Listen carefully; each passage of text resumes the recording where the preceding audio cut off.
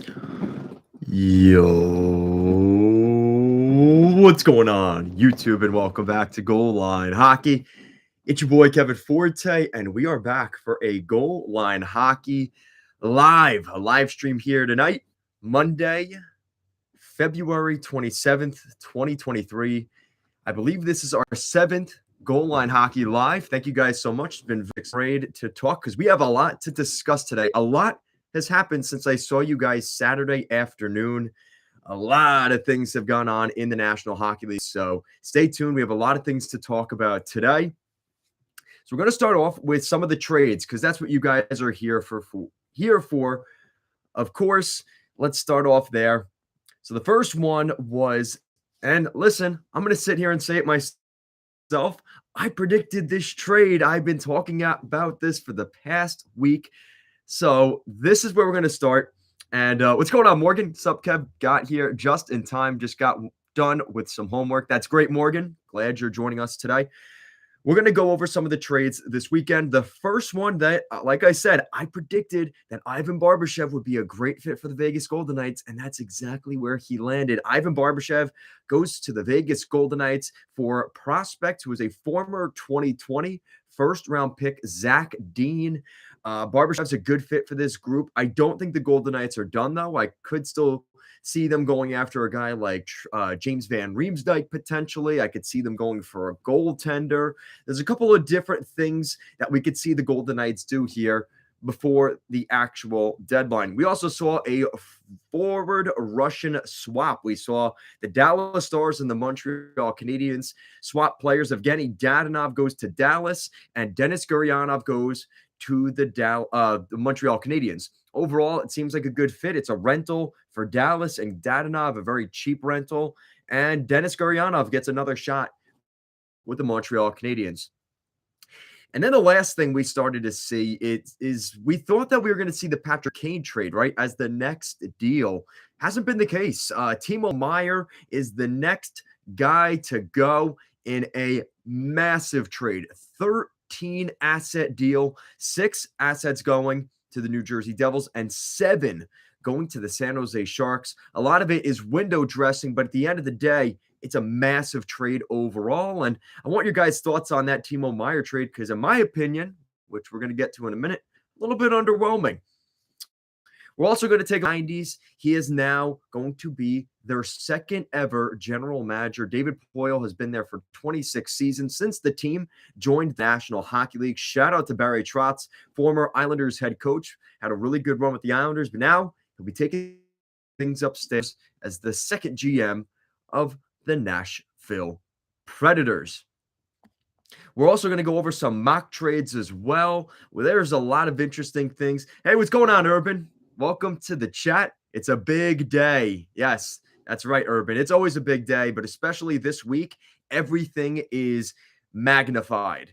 And like I said, we started talking about the Timo Meier trade. I want your guys' thoughts on that. There is a lot of things going on. And like I said, the Timo trade honestly left me a little bit disappointed, but I want your guys' thoughts. Like I said, Tanner Jeannot, I was saying this last week as well. Tanner Jeannot is a perfect fit for the Tampa Bay Lightning. Yes, they didn't get Alex Carrier as well in the deal, but Tanner Jeannot ends up going to the Tampa Bay Lightning. So I'm 2 for 2 in that regard. Barbashev and Tanner Jeannot both went to the places that I predicted. And that's why you guys watch Goal Line Hockey, right? Listen, I got plenty of haters out there. This kid doesn't know what he's talking about. He's not an NHL GM, this and that. Listen, everybody could have predicted Meier or Patrick Kane to the Devils and the Rangers. How many people legitimately out there had Tanner Jeannot and going to Tampa and Barbashev going to the Golden Knights? Listen, I don't have any inside sources. You just kind of look at the teams, if they're a good fit or not. It's been perfect. I'm just telling you what I know, and it's been pretty good so far. And I'm really annoyed about the O'Reilly trade because I predicted the O'Reilly trade, and it didn't necessarily go. I had the video, and it didn't upload before that trade actually went down. What's going on, Coast to Coast, NHL Hockey News? Hey, what's going on, man? Welcome to the chat. And I see a bunch of you guys in here. Guys, welcome to the chat. Don't be afraid to join in the conversation. And also make sure to help us get those likes up. That really helps us out here at Goal Line Hockey. Guys, thank you so much. Now, with the Timo Meier trade, it sounds an awful lot like Erik Karlsson is not going to be going anywhere. According to the San Jose Sharks, all signs are pointing to Erik Karlsson getting moved in the summer. I think the biggest thing with that is the salary cap space. The fact that he makes $11 million per season, that's a tough contract to move in the middle of the season, especially to the teams that would be involved, which are cup contending teams. It was just never going to work. And another mock trade I made last week, potentially Matthias Ekholm to the Edmonton Oilers. There are actually links for Matthias Ekholm potentially going to the Edmonton Oilers. That was from Darren Drager earlier today. He said the Oilers and the Predators continue to discuss a potential Matthias Ekholm trade. Let me know your guys' thoughts on that one. If you guys want me to guarantee that I answer your super chat, if you have a question you really want me to answer, leave a super chat.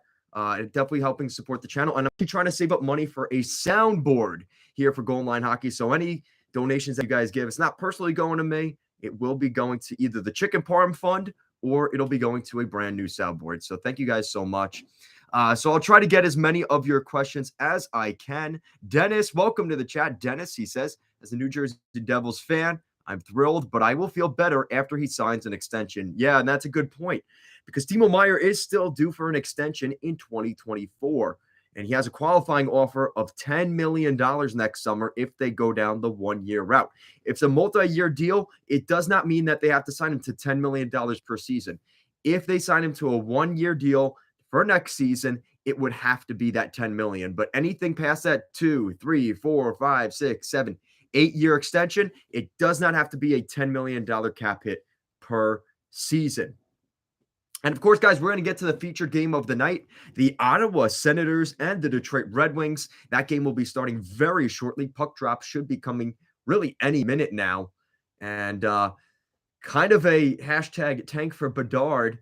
But honestly, the Red Wings are playing like a team that's maybe trying to make the playoffs. So this should be a very good game. They came off of a shutout loss at home against the Tampa Bay Lightning in the Steve Yzerman Bowl in Detroit. So I think they're looking to exact some revenge. They also play the Senators and Red Wings play each other tomorrow night in Motown once again. So I don't really see that in the schedule too often. You play the team in the same city 2 consecutive nights. Kind of weird. I don't know if something in the scheduling caused that to happen, but a pretty cool thing that you don't typically see. So we'll talk about specifically for the Detroit Red Wings, the latest status on their contract negotiations with Captain Dylan Larkin, what could be in the works there, what could his potential contract structure look like. We'll be going over that Larkin saga today as well. Urban said, did you catch the Wild game last night? Kaprizov was carrying us. No, I did not, unfortunately, Urban. I really got to watch more Wild games, but I did see that Kaprizov did get the overtime winner with 19 or 20 seconds left in overtime. Shout out to Kirill, the thrill. I know a lot of the Wild fans were hyped up yesterday about Kaprizov. Morgan says, hey, Kev, I'm happy we got Ivan Barbashev in Vegas. It's a new, much-needed winger now that Stone is out indefinitely. Yes, that's a great point, Morgan. I think the Vegas Golden Knights, like I said, are not done. I could still see them adding a goaltender. Maybe they take a look at Jonas Korpisalo. And like I said, I wouldn't be surprised if they still go for another winger. Like I said, a James Van Riemsdyk or a Max Domi or one of those guys would be a great fit for the Sin City Golden Knights. And Urban says, unless Karlsson doesn't move at all. And the problem is, it's so hard to retain all that salary. San Jose's not going to want to retain his salary for the next, 4 or 5 years on his deal. So it's hard to sell management on that for a guy that's not going to play for your team, taking potentially $2.5 million per season. You're asking for a lot. And I think that's part of the reason that really it's going to be really difficult, especially with the Oilers cap structure already. It's going to be really difficult to get that deal done. What else are you guys saying in here? Guys, make sure to get the likes up here. It definitely helps me out. And don't be afraid to answer or throw in some questions that you guys have. Morgan said, how's Ann? She's doing good. She's at work right now. So she is working. And we're supposed to get snow tonight. Guys, thank you for the likes. It's supposed to snow tonight here on Long Island. So I might have to actually cut the stream early depending on when we start getting snow and stuff like that, because I'm going to be snow plowing tonight. So it might be a real long night for me. So we will see what happens. Morgan says, bring Corpusalo to Vegas, please. We need a better goalie because Thompson is Aiden Hill is mid, and Brossoit is an AHL goalie at best. Yeah, that's a good point. Yeah, I think they definitely need help there. Dennis says Cousins and Carrillo both had Hatties yesterday. Yeah, shout out to Dylan Cousins as well. A big win for them over the Washington Capitals. Jackie Moon, welcome to the chat. Our fellow Red Wings fan. He'll be excited for tonight's puck drop. He says, let's go Red Wings. And Urban says, yes, 4 more deals on the Carlson deal after this season. So 5 seasons, including this year. That is a ton of retention for the San Jose Sharks because they're going to have to retain on his deal one way or another, especially if he's going to a cup contender. There's no way they're going to be able to get themselves out of that too easily. And Urban said, remember when Vegas thought they had goalie depth? I do. Thanks, by the way. I love Fleury. Oh, okay. I do. Okay. Hey, what's going on, PJ? Welcome to the chat. PJ, Toronto making moves. Yes, we're going to talk about the Leafs trade as well. That was a really good trade for the Toronto Maple Leafs. We'll get to that. Dennis said, going to be greedy and request New Jersey Devils get Tom Wilson. Good luck with that. I don't think that's going to be happening anytime soon, though, Dennis. So let's take a look. Yeah, so speaking of what PJ is talking about, the Toronto Maple Leafs acquired Ryan O'Reilly and Nola Chari a couple of weeks ago for some depth. Well, now they've added to the back end and they've added more forward depth. The Chicago Blackhawks acquire a 2025 first-round pick, and that is a conditional pick. It's top 10 protected for the Leafs. A 2026 second-round pick, Joey Anderson and Pavel Gogolev. In exchange, the Toronto Maple Leafs acquire a 2024 and 2025 fifth-round draft picks. Those are 2 separate draft picks. Jake McCabe and Sam Lafferty. These were 2 guys that were on the big board in Chicago other than Patrick Kane. So another 2 guys out in Chicago. The Leafs are giving up the farm here. They are going all in this season. They know that Austin Matthews' contract is going to expire in 2024. They need to win in Toronto. And if they don't do it this year, they need to do it next year. So they go out here, make some big moves. I like this for them. They add another good defenseman, adds a little bit of depth and a little bit of cushion behind Liljegren and Sandin, who in their own rights have struggled a little bit this season. Sam Lafferty comes in. He's going to add some more depth. Just in the bottom 6, he could play center, he could play wing. He's a very versatile player, and I think that the Leafs are really going to like him on their roster. Overall, it's what we're seeing from a lot of teams right now in terms of packaging up 2 rentals and putting them into one deal to get a bigger package. That's exactly what Kyle Davidson and the Chicago Blackhawks did here. I can't say that I blame for trying to get a first and second round pick. I think it's a pretty good package, all things considered. And when you look at the Leafs, like I said, they're just adding more depth to this team. And it's what's weird about the Leafs here. You look at some of the additions they've added, right? These are guys that are going to be a pain in the ass to play against in the playoffs, right? And that's what you're looking at here. That's been always the criticism of the Leafs. They don't have enough tough guys, right? Nola Chari, Ryan O'Reilly, Jake McCabe, Sam Lafferty. All these guys are not big goal-scoring superstars, right? They have enough of those in Toronto. They need guys that can get you through a 7-game series and potentially win a series, if not 2, 3, or if the Leafs are lucky, maybe even 4 series. They need these kind of, they call them the quote-unquote meat and potato guys, and that's what the Leafs have right here. And I think listen, I've given Kyle Dubas a ton of criticism over the years with some of the moves he's made. I got to say, I'm a pretty big fan of this one. Toronto making moves. That's from PJ. Going to be greedy and request Wilson. We talked about that. Urban said, McCabe is a good pickup. Yes, he is a very good pickup. PJ says, I think Toronto has enough to make some noise in the playoffs. It's up to the players to perform. Yeah, that's a really good point, PJ, because I think that's what the big thing is now, right? Marner has struggled in the playoffs or in big games scoring goals and stuff like that. They're going to have to overcome that stuff if they really want to go on a run here. So it's going to be an interesting game. Oh, Brandstrom. What's going on with Brandstrom? Um, yeah, so overall, I think that adding Jake McCabe, that was a real nice pickup for them. And again, it's not the big name guy or anything like that. But like I said, you don't always need to have the big name guys. They've got enough of those. They don't need a Patrick Kane, as much as you'd love to have one. They don't need those guys, right? So we'll see what happens here. I'm excited for what the Leafs can do. That those teams in the Atlantic, it is going to be very interesting. The daunting task that those teams in the Atlantic have to go through in the first and second rounds in the Atlantic, it is going to be brutal between Boston, Tampa, and Toronto on that top three. Good Lord. That's going to be some tough playoff series that need to be played in the first two rounds. And a lot of teams will be very disappointed early on in the playoffs this year.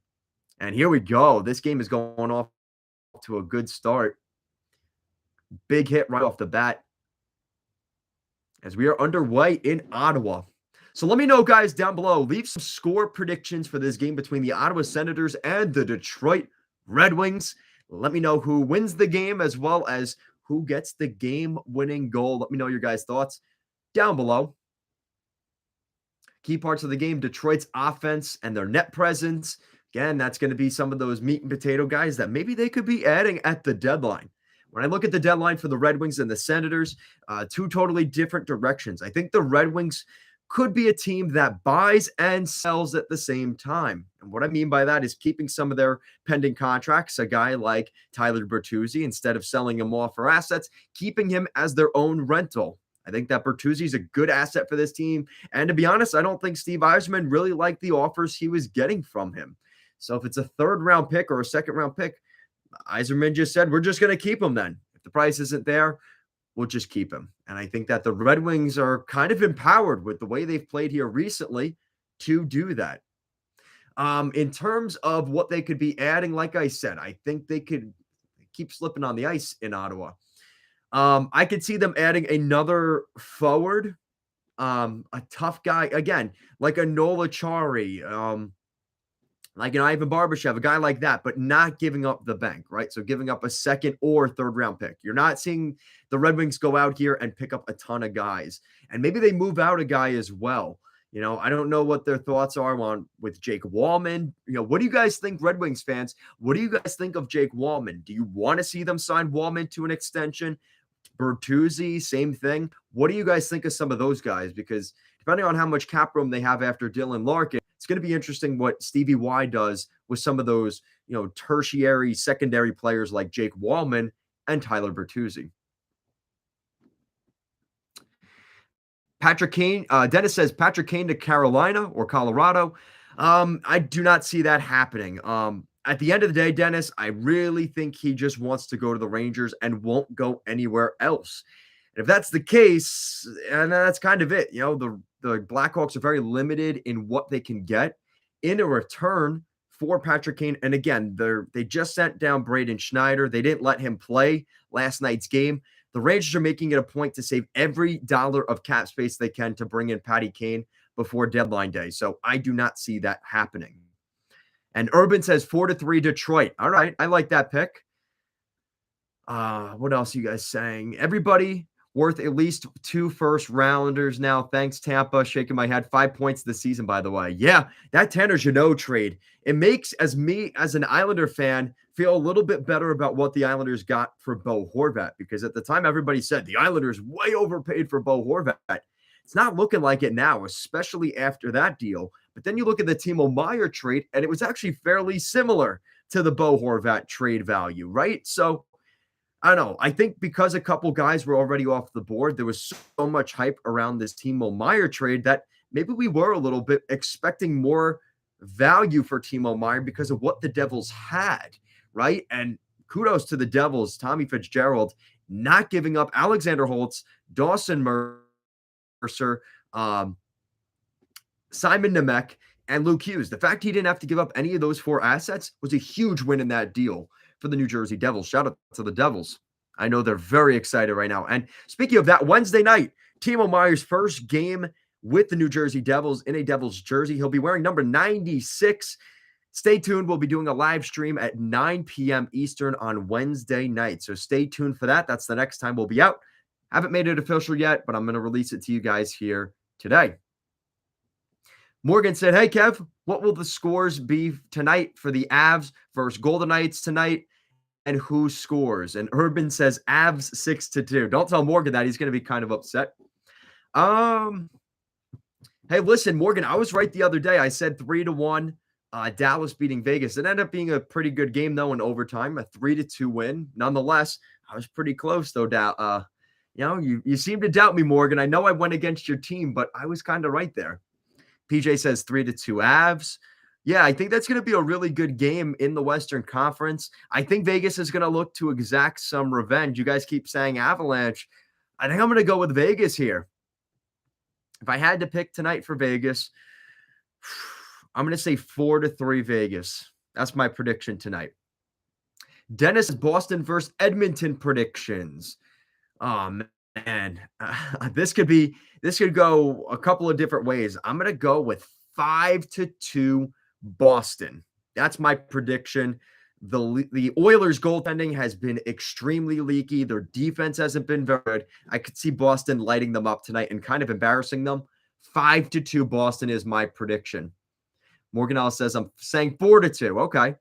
Morgan also says, I'm putting bets in a couple of years on what Kev says. LOL. Listen, I'm not taking any responsibility for it. Don't come back to me and sue. But with the Barbashev trade, with Jeannot going to Tampa, Calfoot going the other way, Matthias Ekholm being a good fit for the Oilers. Listen, I'm just the messenger, but it seems like I've been pretty damn good with some of my predictions. So listen, take with it what you will, but I've been pretty good with it recently here over the last couple of days.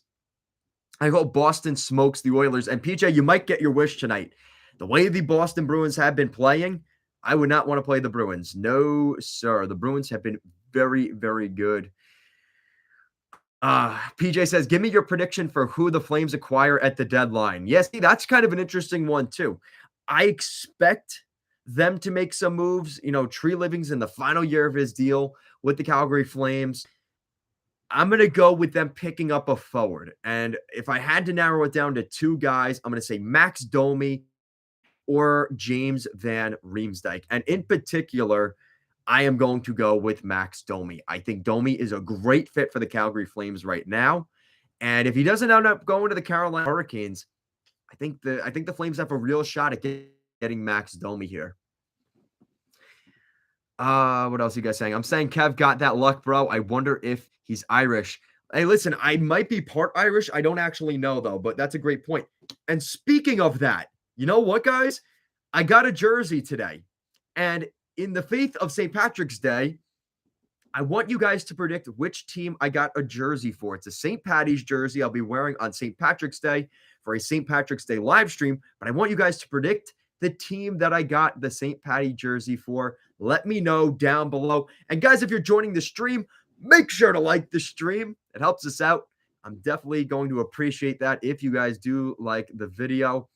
And as we're saving up money for new soundboard, I appreciate the super chats. I'll answer your guys' questions as soon as you give them. And then Steve Yzerman eating, I'm going to assume popcorn in the press box in Ottawa. Shout out to Steve Yzerman living his best life. Pretty good start here for the Senators. They look pretty good so far. What are your guys' predictions? Let me know your predictions. Which team did I get a jersey for St. Patrick's? PJ says Rangers. Urban says Horvat. That's a good one. The only teams in the West I'm afraid of are the Stars and the Avs. Let me know your guys' predictions. Which team did I get a St. Patrick's jersey for? Isles or hopefully a Vegas warm-up jersey. Okay. Good predictions, but you guys haven't gotten it yet.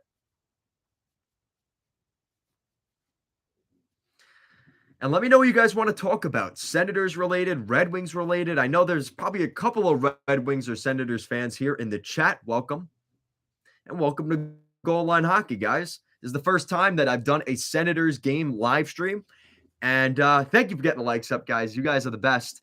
Anaheim, Toronto, Sabres. Nope. None of those teams.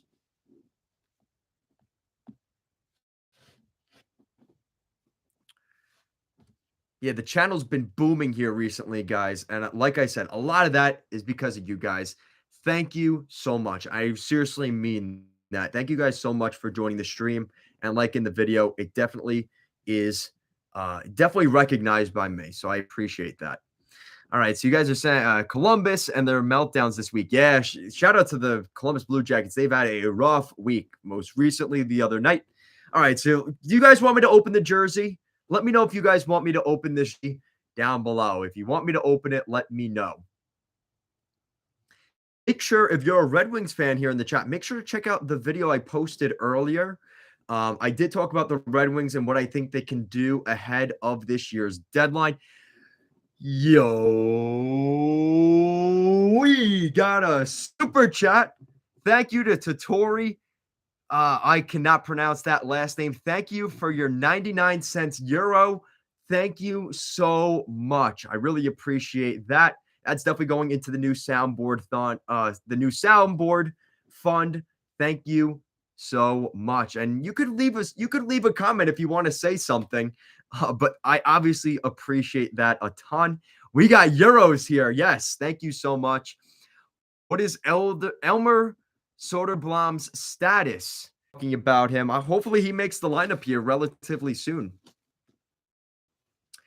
But again, I think the thing with a guy like players, there's always the concern about how is his skating and foot speed, because when you have bigger guys like that are young, it takes them maybe a little bit longer to kind of get used to the body that they're in and kind of get coordinated, right? It's hard enough to skate. Bench, hi, babe. Morgan said, can you show the jersey now? Yes, I will show you guys the jersey. And here we go. You guys did not guess a plug to our St. Patrick's Day live stream. I will be wearing this jersey right here. This jersey right here. We got a Blackhawks. Guys, this is the best St. Patrick's jersey I have seen in the NHL on the internet. And of course, it's Brandon Saad. He's no longer with the team. It's a Reebok, but I have not. I'm sorry, but that's atrocious. Oh, come on, Morgan. This is a beautiful jersey, guys. Listen, I don't care what you guys say. Don't be sad to him. But yeah, this is a Brandon Saad Chicago Blackhawks St. Patty's jersey. Green is the best color. Dennis, no, it's blue. Shout out to Morgan. And I guess during his NHL career, so he has played 21 games in the NHL. He's got 5 goals, 3 assists, 8 points. Soderblom has played is probably going to play a little. Morgan says, Urban, I'm not mad about purple. Okay. But it sounds like Elmer Soderblom. I want to see. So his ice time, again, that's part of the problem, right? With the Red Wings depth that they have, he's not played. He's only played, at best, he played 13 minutes. Other than that, 10 minutes, 11 minutes, 8 minutes, 9 minutes. He'll play maybe 30 games this year, a couple games here down the stretch. Maybe he'll get to 30 games. Next year, maybe he'll get to 50 or 60. And then try and